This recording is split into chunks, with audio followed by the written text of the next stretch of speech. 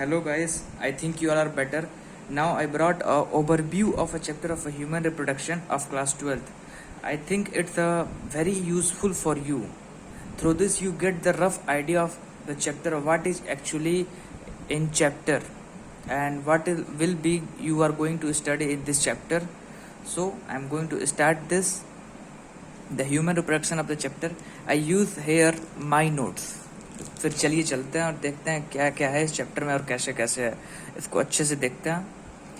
Now the chapter is a reproduction of a class 12th unit first chapter 3 is reproduction.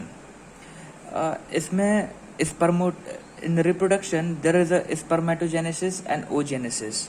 Spermatogenesis means the genesis, the word genesis, where whenever the word is come genesis, it means the formation of a sperm. Genesis means generally formation, so there is spermatogenesis, means the formation of a sperm.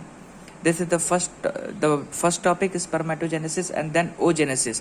Oogenesis, here oogenesis, genesis means the formation, and here is o, it means the formation of a ovum, egg. Now we are going here. This is the short mind map of the chapter.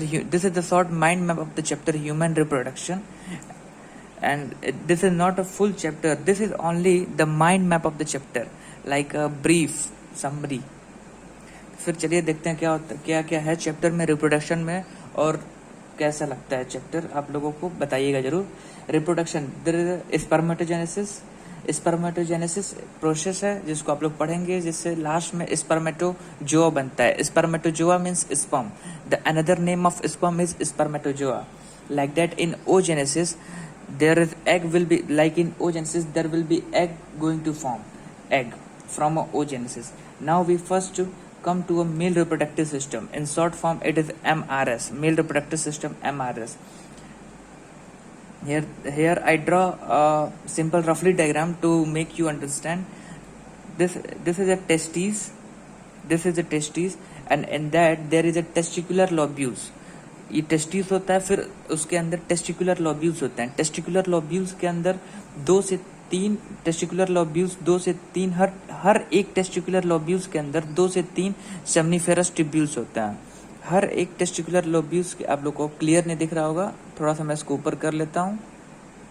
एक minute, इसके नीचे मैं कुछ लगा देता हूँ जिससे आप लोग को ये और अच्छे से दिखे. 1 मिनट. ठीक,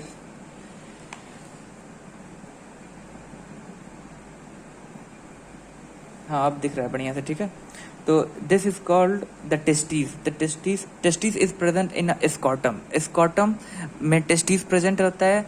किस लिए प्रेजेंट होता है? और ये आउटसाइड द एब्डोमिनल कैविटी होता है. It require 2 to 3 degree less temperature to make sperm. That's why it is present in scrotum and outside the body. It require 2 to 3 degrees Celsius less temperature come present to the body to formation of sperm. Now this is a seminiferous tubules. This is a seminiferous tubules. In each testicular lobules, this is a testicular lobules. In each testicular lobules there is a seminiferous tubules. Inside the seminiferous tubules, there is a Leydig cells and Sertoli cells. Sertoli cells is also called a nerve cell. Sertoli cells को हम nerve cell भी कहते हैं क्योंकि ये nourishment provide करता है male germ cell को. नरिशमेंट प्रोवाइड करता है मेल जर्म सेल को. सेमनीफेरस ट्यूब्यूल्स के अंदर सर्टोली सेल्स होते हैं और मेल जर्म सेल होते हैं. मेल जर्म सेल को हम स्पर्मेटोगोनिया भी कहते हैं. स्पर्मेटोगोनिया स्पर्म की मम्मी. ओके, और बिटवीन द सेमनीफेरस ट्यूब्यूल्स के बीच में लेडिंग सेल्स होते हैं. सेमनीफेरस ट्यूब्यूल्स के बीच में लेडिंग सेल्स होते हैं जिनका काम होता है टेस्टोस्टेरोन को सीक्रेट करना और एंड्रोजन. टेस्टोस्टेरोन और एंड्रोजन, कभी कभी एमसीक्यूज में टेस्टोस्टेरोन की जगह एंड्रोजन आ जाता है. यहाँ से क्वेश्चंस आते हैं, अच्छे से देखिए लोग, यहाँ से क्वेश्चंस आते हैं. टेस्टिकुलर लेडिंग सेल्स की जगह पूछ देता है what is the secretion of Leydig cells, और टेस्टोस्टेरोन नहीं रहता है, एंड्रोजन रहता है. तो ऐसे भी क्वेश्चंस आते हैं. तो अगर एंड्रोजन आता है या टेस्टोस्टेरोन आता है तो आप क्लिक करेंगे, लेकिन testosterone secretion is testosterone. Now after that there is a collection of a seminiferous tubules and they form a rete testes. This is called rete testes. They form a rete testes. Now after that this is called vasa afferentia. What is called it vasa efferentia, ये rete testis है, उसके बाद ये वासा एफरेंटिया है, वासा एफरेंसिया है, वासा एफरेंसिया के बाद epididymis है, एपिडिडमिस है। वासा एफरेंसिया क्या करता है, it connect the rete testis and epididymis. What is the role of vasa efferentia, connect the rete testis and epididymis. Epididymis को आप हम लोग टेम्परेरी स्टोरेज ऑफ स्पर्म बोल सकते हैं, यहाँ पे टेम्परेरी स्टोर होता है स्पर्म। फिर यहाँ से बास डिफरेंस होता है, बास डिफरेंस का क्या रोल होता है, ये रिसीव करता है सिक्रेशन सेमिनल वेसिकल से, ये रिसीव करता है सिक्रेशन सेमिनल वेसिकल से और उसको एजैकुलेटरी डक्ट में ओपन कर देता है। एजैकुलेटरी डक्ट में यूरेथ्रा रिसीव करता है सिक्रेशन सेमिनिकल वेसिकल से और उसको एजैकुलेटरी डक्ट में ओपन कर देता है। Ejaculatory duct means urethra, ejaculatory duct is also called urethra.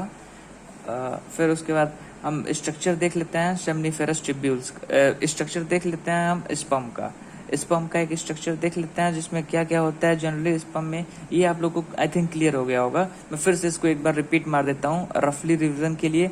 ये टेस्टिस हम लोग का स्कॉटम में होता है। क्यों स्कॉटम में होता है, क्योंकि 2 से 3 डिग्री कम सेल्सियस चाहिए होता है स्पर्म फॉर्मेशन के लिए, इसलिए स्कॉटम में होता है।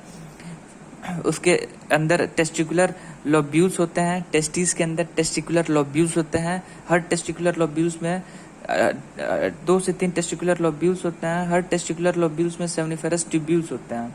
हर टेस्टिकुलर लोब्यूल्स में सेमनीफेरस ट्यूब्यूल्स होते हैं। सेमनीफेरस ट्यूब्यूल्स के अंदर मेल जनरेटिव सेल्स होते हैं एंड सर्टोली सेल्स होते हैं। सर्टोली सेल्स का क्या रोल होता है, सर्टोली सेल्स का रोल होता है जनरली नरिशमेंट प्रोवाइड करना है। इसको आप जनरली ऐसे भी याद रख सकते हैं कि इसको हम नर्व सेल कहते हैं, सर्टोली सेल्स को हम नर्व सेल कहते हैं। फिर मेल जनरेटिव सेल्स होते हैं जिसको स्पर्मेटोगोनियम भी कहते हैं।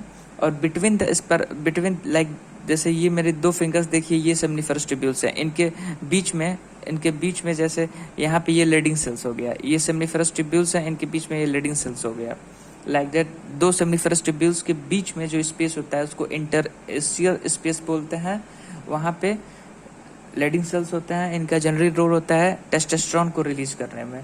फिर वास डिफरेंस आता है, ये हमने बता ही दिया। सेमनीफेरस ट्यूब्यूल्स 2 से 3 टेस्टिकुलर लोब्यूल्स होते हैं, टेस्टिस होता है, एपिडिडमिस होता है, टेम्परेरी स्टोरेज के लिए रोल पूछता है। एपिडिडमिस होता है टेम्परेरी स्टोरेज के लिए। वास्ट डिफरेंस होता है receive secretion from seminal vesicles and open into at urethra. Urethra क्या होता है, यूरेथ्रा एक कॉमन पैसेज होता है जहाँ से स्पर्म और जो सिक्रेशंस होते हैं ग्लैंड्स के वो कॉमन पैसेज होता है, मतलब वहाँ से कॉमनली पास होता है। Urethra we can defined as it is the common passage of a urine as well as sperm as well as secretions. यहाँ से यूरिन भी पास करता है, यूरेथ्रा से स्पर्म्स भी पास करते हैं। और ग्लैंड्स के सिक्रेशंस, ग्लैंड्स होते हैं सेमनिकल वेसिकल ग्लैंड्स होते हैं, प्रोस्टेट ग्लैंड्स होते हैं, बल्बो यूरेथ्रल ग्लैंड्स होते हैं जो अपने सिक्रेशंस को ऐड करते हैं स्पर्म में, जो अपने सेक्रेशंस को ऐड करते हैं स्पर्म को नरिशमेंट प्रोवाइड करने के लिए, इजीली फ्लो करने के लिए। फिर हम स्ट्रक्चर देख लेते हैं स्पर्म का। एक तरह से ये मेरी डायग्राम तो उतनी अच्छी नहीं है बट आप लोग समझ जाओगे। एक तरह से ये स्ट्रक्चर है स्पर्म का। स्पर्म के हेड पे एक्रोसोम होता है। एक्रोसोम ये एक तरह का एंजाइम होता है, एक्रोसोम होता है, ये एक तरह का एंजाइम होता है। फिर उससे थोड़ा सा नीचे हेड होता है, फिर उससे नीचे माइटोकॉन्ड्रिया होता है जहाँ पे माइटोकॉन्ड्रिया अरेंज होता है। फिर ये टेल होता है। एक्रोसोम का क्या रोल होता है, एक्रोसोम का रोल अभी हम लोग जब फीमेल रिप्रोडक्टिव सिस्टम पढ़ेंगे तो उसमें बताएंगे तो और अच्छे से समझ में आएगा। जनरली बस अभी इतना जानिए कि एक्रोसोम होता है, एंजाइम होता है, ये हेड होता है और at the middle of that the mitochondria arrange. This is called the middle part, this is called the top part, this is called the lower part. Tail middle and head, tail middle head, ऐसे आप लोग देख सकते हैं। Mitochondria क्या करता है, facilitate sperm motility, sperm motility को फैसिलिटेट करता है माइटोकॉन्ड्रिया। फिर हम लोग अब आते हैं, चलिए ओजेनेसिस, जो ओजेनेसिस मैंने यहाँ पे छोड़ा था उसको हम लोग आते हैं। ओजेनेसिस में जनरली क्या होता है, ओजेनेसिस में हम लोग देखते हैं female reproductive system, this is called female reproductive system. Female reproductive system हम लोग देखते हैं क्या होता है, कैसे होता है। यहाँ पे ये ऐसे ओवरी, यहाँ पे ओवरी छूट गया था, ऐसे यहाँ पे ओवरी बना देते हैं, ठीक है। यहीं से एग रिलीज होता है। इसका हम लोग, ये एक तरह से माइंड मैप है जो आप लोग चैप्टर पढ़ लीजिएगा, उसके बाद एक बार इसको देख लीजिएगा तो पूरा रिवाइज हो जाएगा बढ़िया से। स्पर्म ये फीमेल रिप्रोडक्टिव सिस्टम है, इसमें ये वेजाइना है, सर्विक्स है, यूटेरस है, यूटेरस के भी 3 वॉल्स होता है, endo the outer wall, the बाहर वाले वॉल को हम पेरीमेट्रियम कहते हैं, बीच वाले वॉल को मायोमेट्रियम कहते हैं और इनर वॉल को एंडोमेट्रियम कहते हैं। यूटेरस के भी 3 वॉल्स होते हैं, पेरी मतलब बाहर, पेरी मतलब बाहर, पेरी मेट्रियम, मेट्रियम मतलब wall, like that in the middle myometrium बीच वाला wall, and inside the inner wall is called endometrium. फिर ये यूटेरस होता है, फिर ये फैलोपियन ट्यूब होता है और ये फिम्ब्रिय होता है। फैलोपियन ट्यूब भी 3 पार्ट्स में डिवाइड होता है, फैलोपियन ट्यूब भी 3 पार्ट्स में डिवाइड होता है, isthmus ampulla, isthmus ampulla and infundibulum, isthmus ampulla infundibulum. और at the junction between isthmus and ampulla, isthmus और एम्फ्यूला के जंक्शन पे फर्टिलाइजेशन होता है, एग ओवरी से रिलीज हो जाता है। फिम्ब्रिय का क्या रोल होता है, catches the egg, fimbriae egg को कैच करता है और आसानी से इसको पास करता है। जब ये आसानी से पास होता है तो जंक्शन पे इस्टमस और एम्फ्यूला के वहीं पे स्पर्म आता है तो फर्टिलाइज करता है, फिर वहीं पे फर्टिलाइजेशन होता है। तो ऐसा क्वेश्चन आता है, is the site of a fertilisation in a fallopian tube the junction between isthmus and ampulla. फिर ये है, फिर इसके बाद फीमेल रिप्रोडक्टिव सिस्टम है ये, इसमें आप लोग ओजेनेसिस देख लीजिए, इसमें आप लोग ओजेनेसिस देख लीजिएगा। ओजेनेसिस आप लोग को ये स्पर्मेटोजेनेसिस और ओजेनेसिस केवल इतना ही नहीं है, ये और भी है, मतलब इन द सेंस इसके अंदर का प्रोसेस है कैसे होता है वो आप लोग पढ़िएगा, लेकिन ये मैं एक तरह से ओवरव्यू माइंड में बता रहा हूँ, ठीक है। फिर हम लोग आते हैं मेमोरी, ये मेमोरी ग्लैंड पे। मेमोरी ग्लैंड में क्या होता है, आफ्टर पार्चुरेशन जब बेबी, इसको इस टॉपिक को मैं लास्ट में एक्सप्लेन करूंगा तो ज़्यादा बेटर रहेगा। हम लोग आगे चलते हैं क्योंकि ये टॉपिक लैक्टेशन वाला टॉपिक है। इजी नोट्स देखिए आप लोग। फिर नेक्स्ट टॉपिक आता है, नेक्स्ट टॉपिक आता है, आई थिंक दिख नहीं रहा है,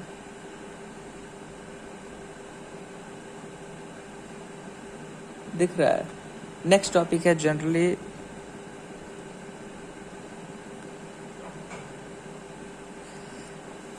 एक मिनट मैं थोड़ा सा इसको इधर नीचे कर लेता हूँ तब दिखेगा बेटर से।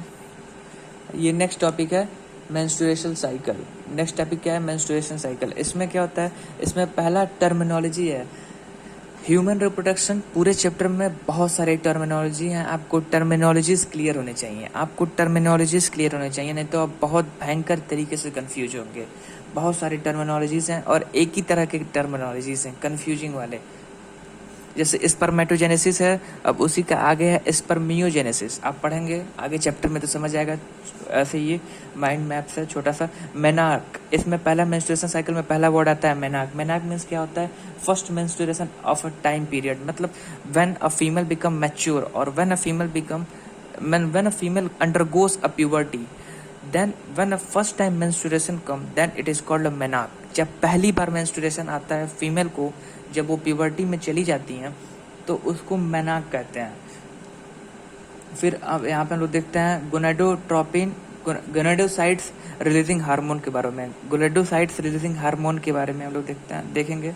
इधर कुछ फेजेस हैं मेंस्ट्रुएशन साइकिल के, इधर कुछ फेजेस हैं, आप लोग इसको देख सकते हैं। मेंस्ट्रुएशन फेज होता है 1 to 7 days, means 1 to 7 day menstruation आता है, 1 to 7 डेज। फिर सेकेंड फेज आता है फॉलिकुलर फेज, इसको प्लोरिफरेटिव फेज भी कहते हैं। इसमें फॉलिकल्स डेवलप होते हैं, इसमें ये फॉलिकल्स डेवलप होते हैं फॉलिकुलर फेज में। फिर ओव्यूलेटरी फेज में आता है, इसमें ओव्यूलेशन होता है। ओव्यूलेशन होता है मीन्स एग का releasement, ovulation means the process of release of egg, तो एग का रिलीज होता है ओव्यूलेटरी फेज में। फिर आता है ल्यूटल फेज और सेक्रेटरी फेज, ल्यूटल फेज और सेक्रेटरी फेज। ल्यूटर तो ल्यूटल टर्म, इससे हम समथिंग कुछ रिलेटेड कर सकते हैं, कॉर्पस ल्यूटेनम। कॉर्पस ल्यूटेनम आप लोग अगर आप लोग पढ़ें उसके बाद इसको देखना तो आप लोग के लिए बहुत ईजी है। कॉर्पस ल्यूटेनम ये समथिंग रिलेटेड होता है ल्यूटल फेज से। ल्यूटल फेज में क्या होता है, ल्यूटल फेज में जनरली ल्यूटल फेज प्रोजेस्टेरॉन को रिलीज करता है, विच प्रोजेस्टेरॉन का क्या रोल होता है, progesterone provides the breaking down of wall, prevents the breaking down of wall, sorry not provides, it prevents the breaking down of wall.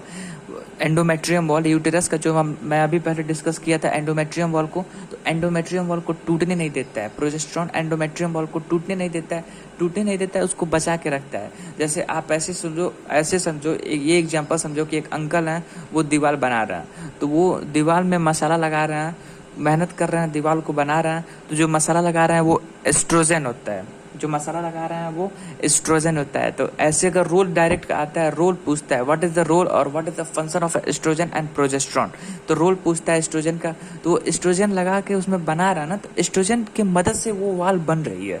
तो आप यहाँ से आसानी से याद रख सकते हैं, एस्ट्रोजन का मतलब होता है which helps in formation of endometrium wall, जो हेल्प करता है एंडोमेट्रियम वॉल को बनने में, एंडोमेट्रियम वॉल को बनने में जो हेल्प करता है वो एस्ट्रोजन हो गया। और प्रोजेस्टेरोन, उनकी वाइफ उनको ले आके जूस पिला रही हैं कि आप जूस पीजिए, कुछ समय के लिए वेट करिए। तो जूस उनको क्या करता है, जूस उनको एक तरह से रोक के रखा है कि 2 मिनट रुकिए, पहले जूस पी लीजिए, उसके बाद फिर तोड़ने जाइएगा दीवार को जो आपने बनाया है। तो प्रोजेस्टेरोन का क्या रोल होता है यहाँ पे, prevents from the breaking down of wall, एक वर्ड में बोल सकते हैं रिमेम्बरिंग के लिए, prevents from the breaking down of wall. And estrogen का क्या रोल होता है, helps in formation of endometrium wall, ठीक है। तो ल्यूटल फेस और सेक्रेटरी फेस क्या होता है, ल्यूटल फेस में क्या होता है, कॉर्पस ल्यूटेनम वही रिलीज करता है क्या, प्रोजेस्टेरोन, कॉर्पस ल्यूटेनम क्या रिलीज करता है, प्रोजेस्टेरोन, जो क्या मदद करता है, prevents the breaking down of endometrium wall. फिर मेनोपॉज हो जाता है, in which the menstruation cycle stop at the age of 50 और 65 पे menstruation cycle stop हो जाता है, उसी को मेनोपॉज बोलते हैं। फिर हम लोग आता है, अब कौन कौन से हार्मोन्स इसके लिए रिस्पॉन्सिबल होते हैं, इस प्रोसेस के लिए कौन कौन से हार्मोन रिस्पॉन्सिबल होते हैं, क्या क्या रोल होता है उस हार्मोन्स का, और वो हार्मोन्स कहाँ से रिलीज होते हैं, वो हार्मोन्स कहाँ से रिलीज होते हैं, क्या क्या रोल होता है उन हार्मोन्स का, ये भी हमें जानना है। तो हम एक बार जानने की कोशिश करते हैं।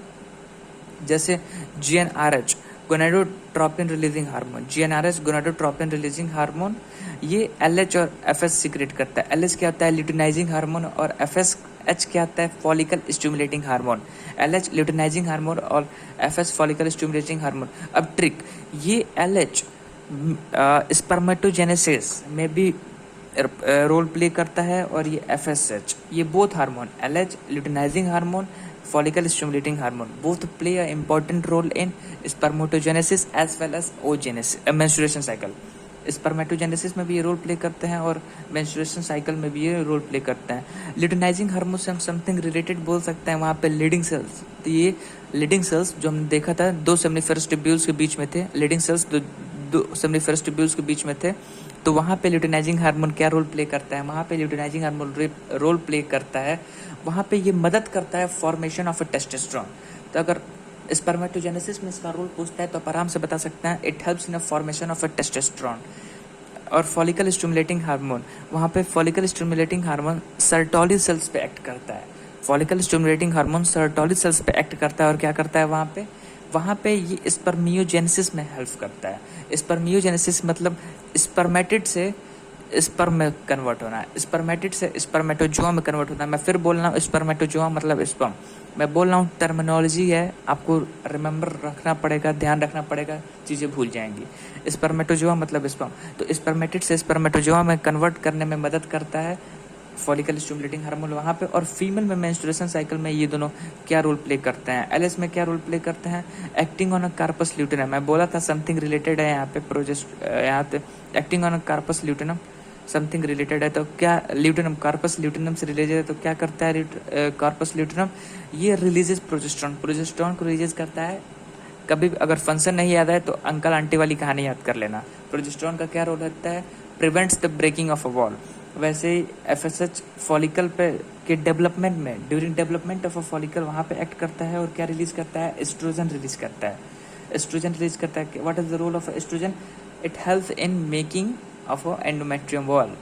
अगर नहीं याद है तो अंकल समझ लेना दीवार बना रहा है मसाला लगा के, वो मसाला ही एस्ट्रोजन है तुरंत। ये इंपॉर्टेंट क्वेश्चंस हैं, यहाँ से ये इंपॉर्टेंट क्वेश्चंस हैं, यहाँ से 100% चांस होता है क्वेश्चन उठते हैं। फिर हम बात करते हैं सेक्स डिटर्मिनेशन की। सेक्स डिटर्मिनेशन में क्या होता है?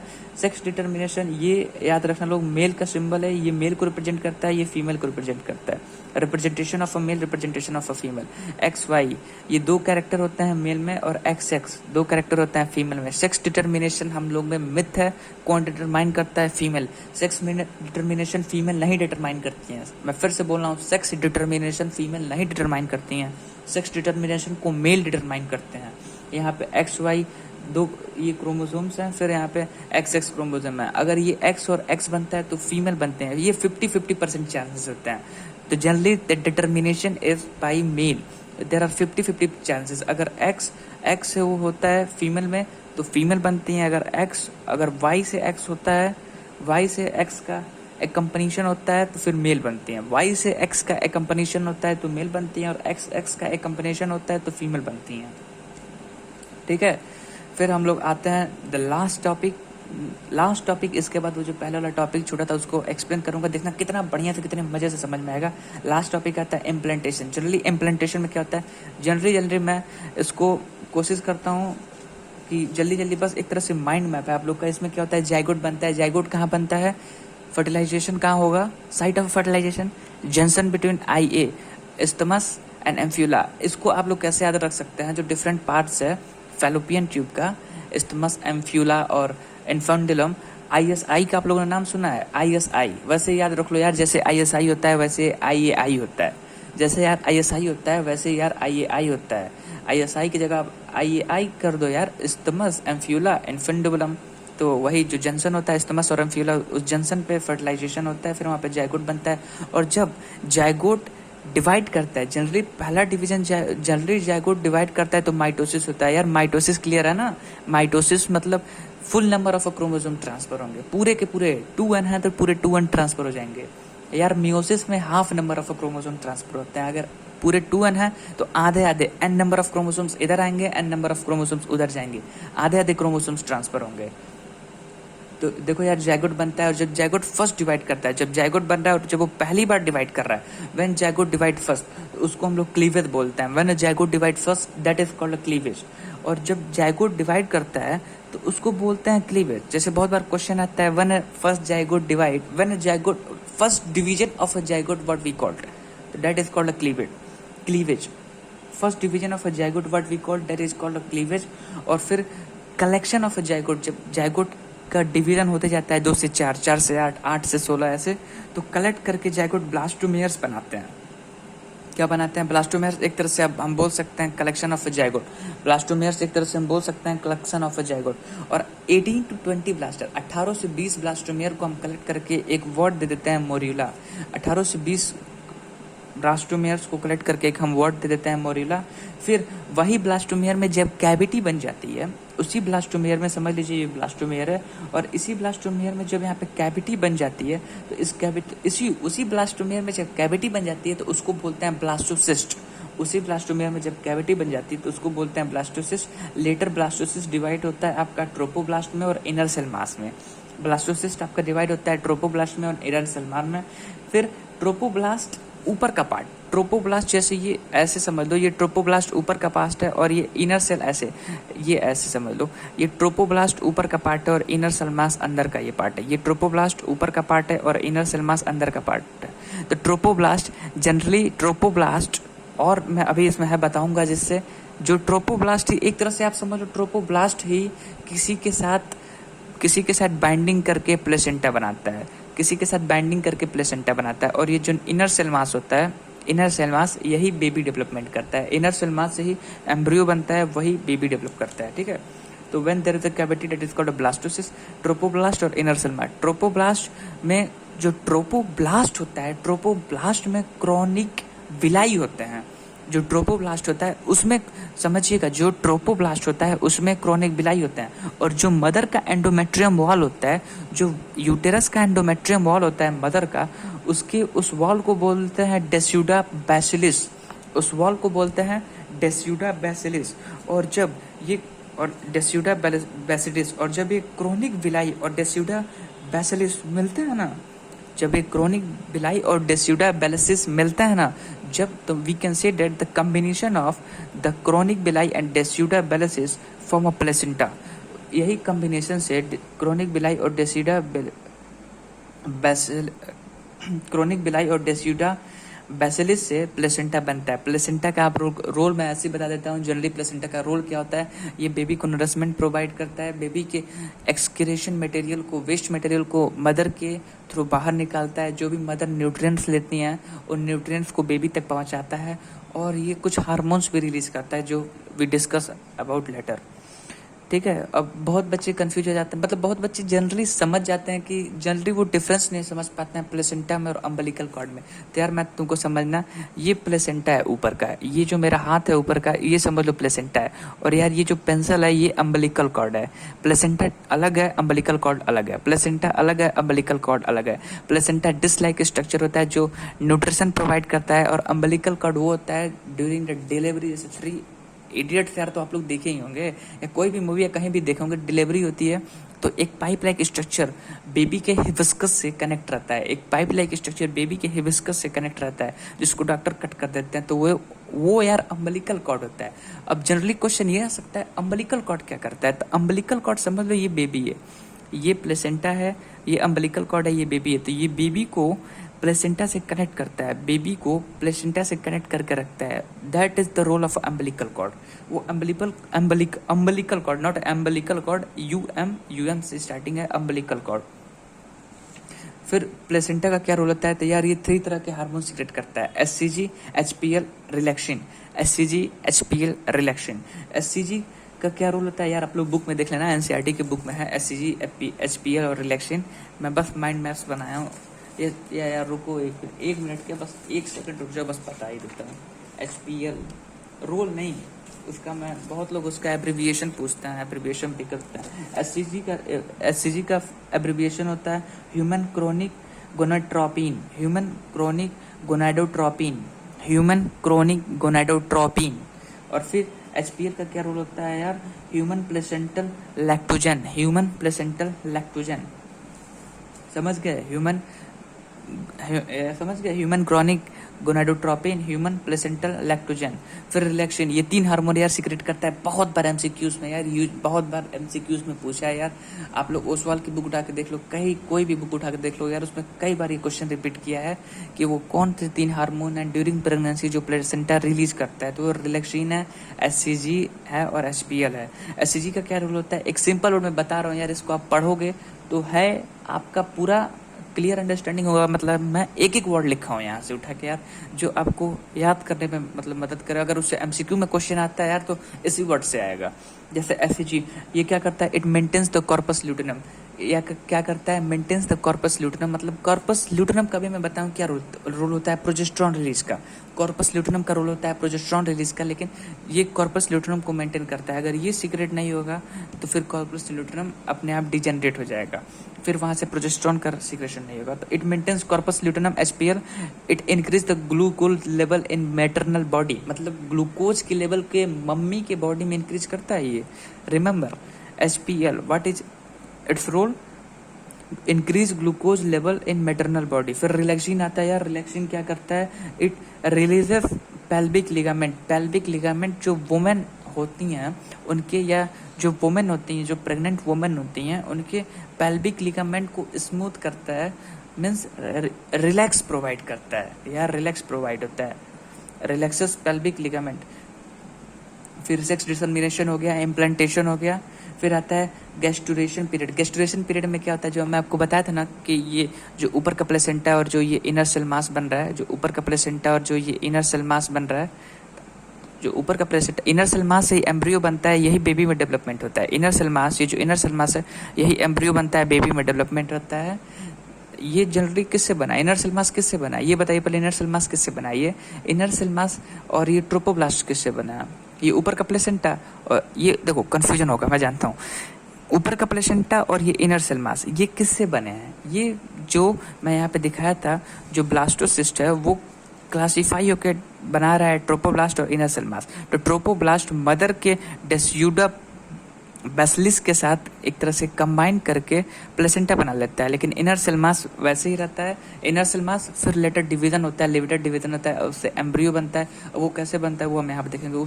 उसी बीज के टर्म को बोलते हैं गैस्ट्रुलेशन। क्या होता है वहाँ पे, blastocyst converted into gastrula means, इसको मैं अगर सिंपल से डिफाइन करूँ गैस्ट्रुलेशन, तो it is defined as the arranging of inner cell mass. It is defined as the arranging of inner cell mass in 3 layer, ectoderm, mesoderm, endoderm. Means gastrula बनता है, blastocyst gastrula में convert होता है। Gastrula मतलब 3 layer wall, endometrium wall, endometrium नहीं, ectoderm, endoderm, mesoderm, ectoderm, endoderm, mesoderm, ऐसे हो सकते हैं यार। गैस्ट्रुला वही है जो ब्लास्टोसिस से कन्वर्ट होता है, ठीक है। तो गैस्ट्रुलेशन यही, तो आप बोल सकते हो कि blastocyst converted into gastrula means the arranging of inner cell mass into 3 germinal layer, वही एक्टोडम, एंडोडम, मेसोडम। फिर आता है यार पार्चुरेशन। पार्चुरेशन मतलब बेबी को बाहर निकालना। सिंपल वर्ड में पार्चुरेशन मतलब बेबी को बाहर निकालना। जैसे गेस्टेशन पीरियड होता है, गेस्टेशन पीरियड मतलब 9 मंथ का पीरियड, 9 मंथ का पीरियड, गेस्टेशन पीरियड मतलब 9 मंथ का पीरियड जिसमें बेबी का डेवलपमेंट होता है। गेस्टेशन पीरियड मतलब 9 मंथ का पीरियड जिसमें बेबी का यार डेवलपमेंट होता है। फिर यार पार्चुरेशन की हम लोग बात करते हैं, इसमें पार्चुरेशन मतलब removal of a baby. Parturition क्या होता है यार, रिमूवल ऑफ अ बेबी। फिर इसके बाद जो मैं पहले वाला टॉपिक छोड़ा था, बोला था ना इसको लास्ट में एक्सप्लेन करूंगा, तो ये वही होता है, रिमूवल ऑफ अ बेबी के बाद, पार्चुरेशन के बाद लैक्टेशन पीरियड। इसमें क्या होता है, मेमोरी ग्लैंड जो होता है वो प्रोड्यूस करता है cholesterol. Memory gland under a division, जो मेमोरी ग्लैंड होता है वो डिफ्रेंशिएशन होता है वहाँ पे। डिफ्रेंशिएशन का एक तरह से आप मतलब समझ लो healthy, okay. The mammary gland undergoes differentiation, तुम बोल सकते हो mammary gland undergo differentiation. और फिर वो जब बच्चा जो इनिशियल के डेज होता है उस समय मेमोरी ग्लैंड ब्रेस्ट से जो बच्चा मिल्क लेता है उसको कोलेस्ट्रम बोलते हैं, वो बहुत यूजफुल होता है बेबी के लिए, क्योंकि उसमें एंटीबॉडीज होता है। कोलेस्ट्रॉल में क्या होता है, एसेंशियल मिल्क होता है। जो एंटीबॉडीज होता है बेबी के लिए वो बहुत इंपॉर्टेंट होता है बेबी के लिए।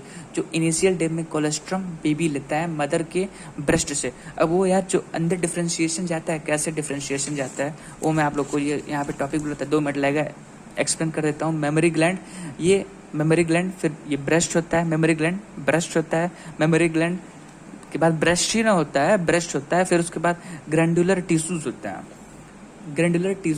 ब्रेस्ट के बाद ग्रैंडुलर टिश्यूज होते हैं। ग्रैंडुलर टिश्यूज के बाद 50 to 20 मेमोरी लोब्स होते हैं। लोब्स मतलब यार एक तरह से ऐसे लोब्स, मेमोरी लोब्स, ऐसे लोब्स होते हैं।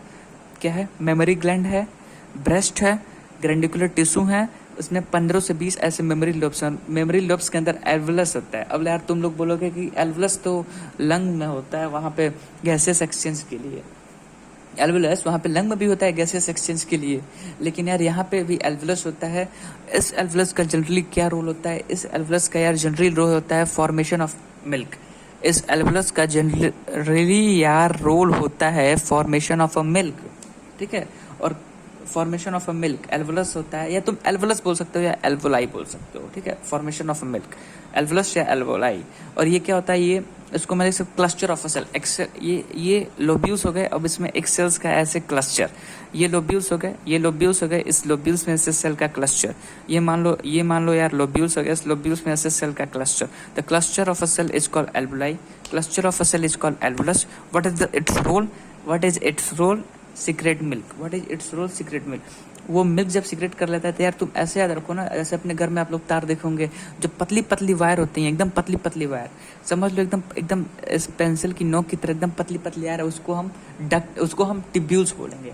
जब वही टिब्यूल्स एक मोटे से पाइप में माना डाला जाएगा, समझ लो जब वही एक टिब्यूल्स मोटे से पाइप में डालोगे तो उसको तुम डक्ट बोलोगे। मतलब पतली पतली वायर टिब्यूल्स, और एक जब पतली पतली वायर को एक मोटे से किसी वायर में डाल दो तो उसको बोल दो डक्ट। और जब उस मोटे से वायर को उठा के कुछ खूब बड़े से एक टंक में डाल दो, मोटे से वायर को उठा के, एक कहानी की तरह समझाता हूँ, पतले पतले वायर हैं, उसको एक मोटे से टंक में डाला। अब उस मोटे से टंक को उठा के खूब बड़े से एक टंक में डाल दिया, तो जो पतली पतली वायर है यार वो हो गया तुम्हारा एक तरह से ट्यूब्यूल्स। और जो वो तुम मोटे वाले में डाले थे, जिसको तुम बोल रहे थे ये क्या बोलते हैं, डक्ट, डक्ट हो गया, वो तो तुम्हारा डक्ट हो गया, और जो पतली पतली वायर थी वो ट्यूब्यूल्स हो गई, और उस डक्ट को जब तुम एक बड़े से मतलब मोटे से कंटेनर या किसी चीज़ में डाले तो वो एम्फ्यूला आ गया। एम्फ्यूला मीन यार जल्दी मोटा और बड़ा चीज़, एम्फ्यूला मीन्स जल्दी एक लार्ज इन्वायरमेंट, एक लार्ज इन्वायरमेंट नहीं, तरह से एक लार्ज एनलार्जमेंट तुम बोल सकते हो एक तरह से। क्लस्टर ऑफ सेल यार एल्वोली हो गया, एल्वोली हो गया, क्या करते हैं सिगरेट मिल्स, ये ओपन होते हैं मेमोरी टिब्यूल्स में। मैं बोला हूँ टिब्यूल्स में, कलेक्शन ऑफ ट्यूब्यूल्स समझ लो एक तरह से बोल सकते हो तुम, कलेक्शन ऑफ ट्यूब्यूल्स को duct, and collection of ducts को तुम बोल सकते हो एम्फ्यूला, ठीक है यार। तो एल्वोलाई हो गया, फिर एल्वोलाई से मेमोरी ट्यूब्यूल्स हो गया, मेमोरी ट्यूब्यूल्स ओपन होता है किसमें, मेमोरी डक्ट में। मेमोरी डक्ट तुम्हारा सिंपल सी बात है, मेमोरी एम्फ्यूला में ओपन होगा। एम्फ्यूला मतलब वही जो मोटा सा बड़ा वाला जिसमें मैं बोल रहा था, जिसमें डाल दो उसको बोलते हैं मेमोरी एम्फ्यूला, एक एनलार्जमेंट पार्ट मेमोरी एम्फ्यूला। फिर उससे वो जाएगा लेक्टिफेरस डक्ट में, फिर वहाँ से निप्पल में, through which the baby suck out the milk. And वो जो इनिशियल डे में जो बेबी सक करता है मिल्क को, उसको बोलते हैं कोलेस्ट्रॉल। उसमें बहुत सारे एंटीबॉडीज होते हैं यार, विच इज रियली हेल्पफुल, बहुत ज़्यादा हेल्पफुल होता है। तो यार अगर आप चाहो तो ये स्क्रीनशॉट ले सकते हो, ये बहुत हेल्पफुल होगा आप लोग के लिए एग्जाम टाइम पे, या वैसे ही संडे को रिवीजन के लिए।